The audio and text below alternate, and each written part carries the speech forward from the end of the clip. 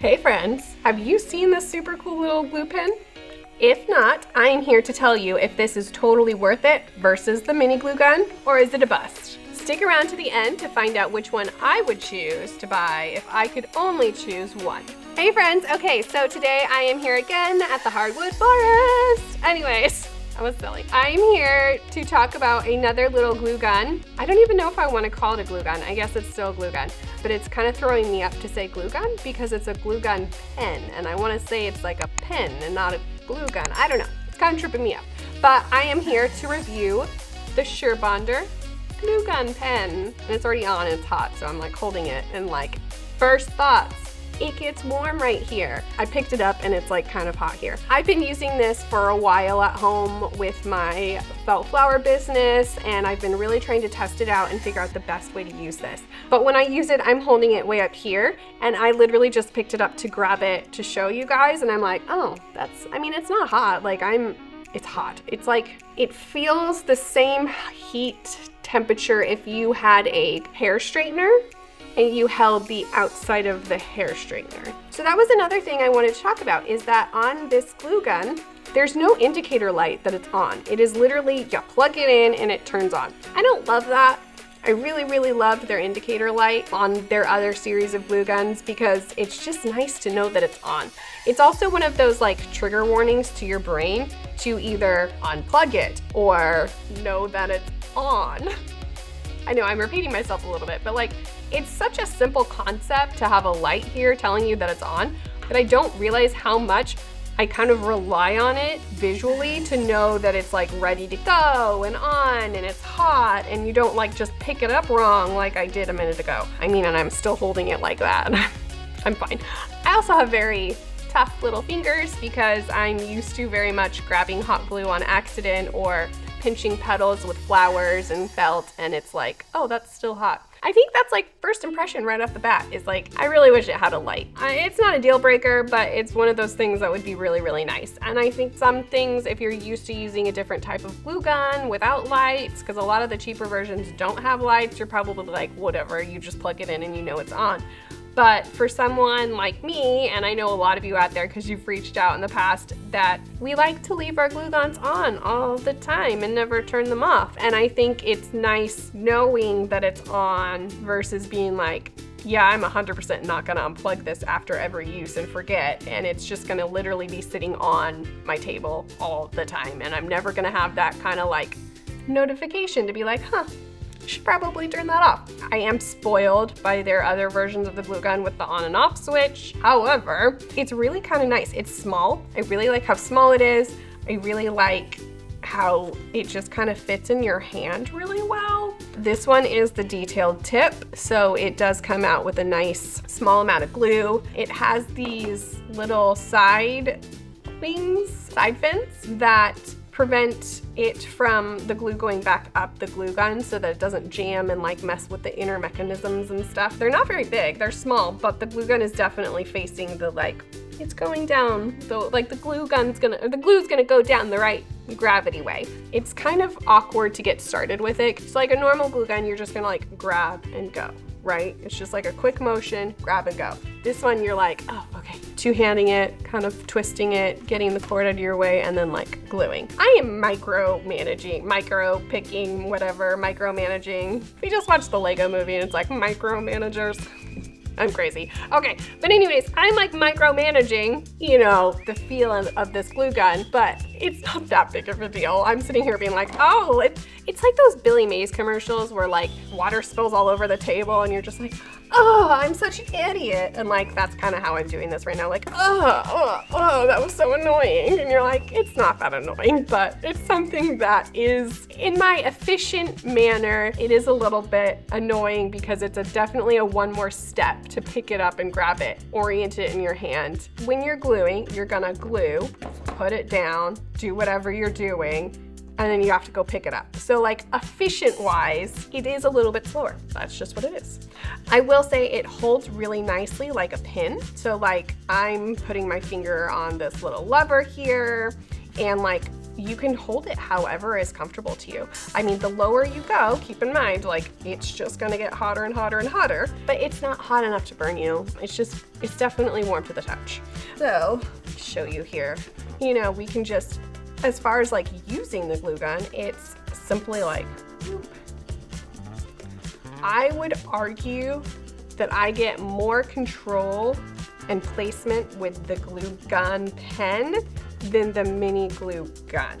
I feel like with the glue gun, when you first hit that trigger, like the glue gun is just like, it splurts out a lot and then it gets you that fine bead.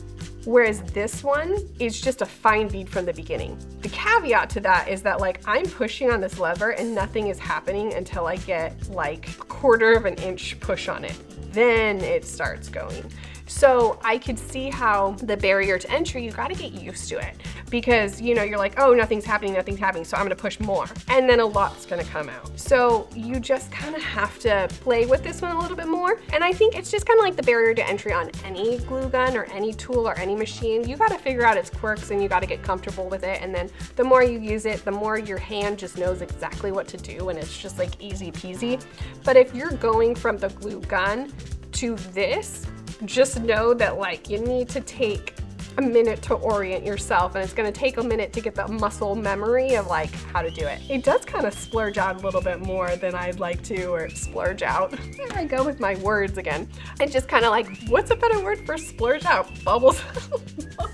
Anyways, comes out faster than you want to at the beginning, and then getting a clean line, a clean bead, you know, so there are those things you gotta think about. This tool, however, is really, really good about getting a nice, even bead of glue for a very straight line. Like, I feel like I have a lot of control over this guy, and I really, really have enjoyed it with my flower making. When I am doing more tiny little petals where I'm just doing like a dot, I kind of actually prefer the other one more. This is really, really handy if you're doing a lot of line work. You just have more control and you can have like a really, really nice even bead of glue. The only thing that you need to keep in mind, again, on top of that, if you're doing a lot of line work, is that it is a very thin, small line. So you have to work more quickly because the glue is gonna set up faster because there's not as much glue holding it, like keeping it warm. There's more airflow, or like, what's the right word for that? But you're not gonna be doing like a whole line of glue and hoping to fold it over on itself without like maybe the end of it already kind of setting. So you do kind of need to work in smaller sections at a time. But I mean, you could still do like 2-3 inches and then like fold it, keep going, fold it, keep going kind of at the situation. Or if you're layering, whatever. Because I mean, this is already set. Like you're not gluing that to anything at this point. Those are the really, really positive things about this glue gun that I've been so far really, really happy with. I would almost argue, as a professional crafter, having one of these to do your like really nice detailed line work and having the regular squeeze one as well. This would be really, really good and handy in like cosplay. If you were doing like detailed work on top of whatever you're making, masks, costumes, whatever, where you actually need to create like lines or dimension on something, like think puffy paint, but like glue, and you're designing something, this would be so handy and helpful to make those intricate designs and whatnot. And like, you know, let's see, it's like, oh look, I'm just gonna make a heart right now. Like that was super, super easy. So I could see this being really, really helpful in that application. And then, you know, you're like painting or spray painting over it to make it a solid color or whatever. That is exactly how I would use this. And then in my flower world, it's like making really nice, long, clean strips of glue that are nice and thin, because in my world, you have to get really, really small sometimes. So I'll just like show you like, oops, that was not dry and I'm stuck my finger in it. So like we're doing like a fold here, and I don't want that much glue on it because I still have to have access to like an area that's not glued. I'm kind of ridiculous on my table when I work now, is that I have like multiple different glue guns for like different applications and purposes. So I have like a glue skillet that's literally just a pot of melted glue, and that's for like dipping wires in and like going really quickly if I'm doing like a felt ball garland. I've got this guy when I'm making like center strips on my flowers. I've got my regular glue gun when I'm just doing a massive amount of petals. And then I've got my full-size glue gun when I just need to use a lot of glue and just like adhere flowers. Keep in mind, like I have yet to find a glue gun that's like a one size fits all, like this is the end all glue gun that you only need this one for the rest of your life. But also I'm coming from the perspective of a professional crafter that's teaching and that's using these materials and like wanting to be the most efficient and get the most perfect product that I can make, and using them to what they're meant for makes the most sense to me. And that's why I really, really like this one. If you're just an at-home crafter, just doing casual projects here or there, this will totally still work. What I'm talking about is like nitpicking exactly what you would want it for, but there's no reason why you couldn't just use it to like fix one of your kids' toys real quick, or make a costume with cardboard, or you know, whatever. Like there's so many applications you can still use it for and it's totally fine. You might just be like cranking this a little bit more. But if you see also, like when I push down on this quickly, it's getting out a decent sized bead of glue. But I think the benefit and the goal of this is that you have the opportunity to go slow and do like a really nice clean line. So you can still totally use it. So if this is the gun that you want to have for home, for your regular projects, it works. But again, the things that I don't like, there's no indicator light to tell you if it's on or off. There's no on and off switch. And those are the things that I don't love, because you just gotta stay on top of it. You're like, you gotta unplug it when you're done and that kind of stuff. You don't know if it's ready. I mean, you're not gonna know if it's ready and hot unless you touch it, kind of a thing, or if you try to express glue. And like even doing that worries me sometimes, because if you don't know that it's on, you don't know that it's ready. Like if it's not ready and you start trying to pull the trigger, like that's how things start breaking, because you're trying to push cold glue through something that's not ready to melt it yet. It's gonna start breaking mechanisms inside, and it's gonna start like the whole push action on this trigger, that's gonna break first with a little spring inside, because you're forcing it to something that's not ready for it to know. And then the other thing is, like I've noticed too, when you're using say like the mini glue gun, which I use all the time, is that I've noticed that like this squeezing action slowly starts hurting my arm after a while. And you're just like squeeze, squeeze, squeeze, squeeze, squeeze, and you're like, oh, my arm is starting to ache a little bit from doing all the squeezing. This totally is a different muscle that you're using, and the way you can hold it too, you can really adjust it and do what's comfortable for your hand. And if you're used to writing, I guess nobody's used to writing anymore because we all have computers and we're all typing and putting things on phones. Who's writing letters and writing lists? I mean, I write lots of lists. But these muscles, I feel like the writing pen muscles are much more well trained, and they're just well tuned to not get as tired. All right, so if you have been waiting this long to find out if you should buy one or the other, because you're just like, girl, I am in the market for one glue gun, I don't need like 17. I would actually strongly advise you go with the mini glue gun.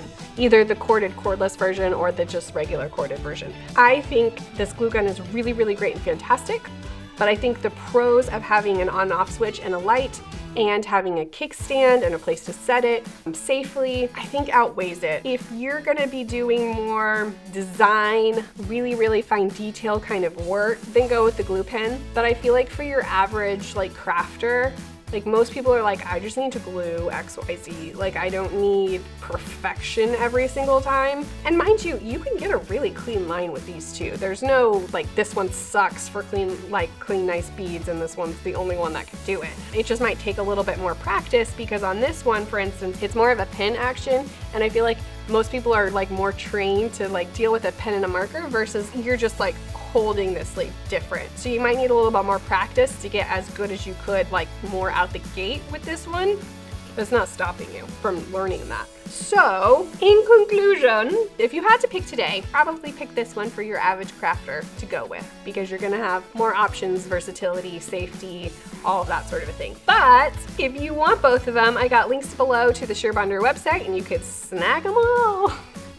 Be sure to like, subscribe, and hit that notification bell, and comment below if I missed anything, or if you have any questions or follow-ups that you want to know about certain glue guns or glue gun types or any details. I feel like I've used them all at this point and pretty well versed, but ask below. Be sure to check out all my other glue gun videos, like my review of this guy, and a few others as well, so that you can just be well versed on which ones that you feel best on buying, if you're not crazy like me and just like, buy them all. Anyways, thanks guys so much, and I'll hit you guys up later.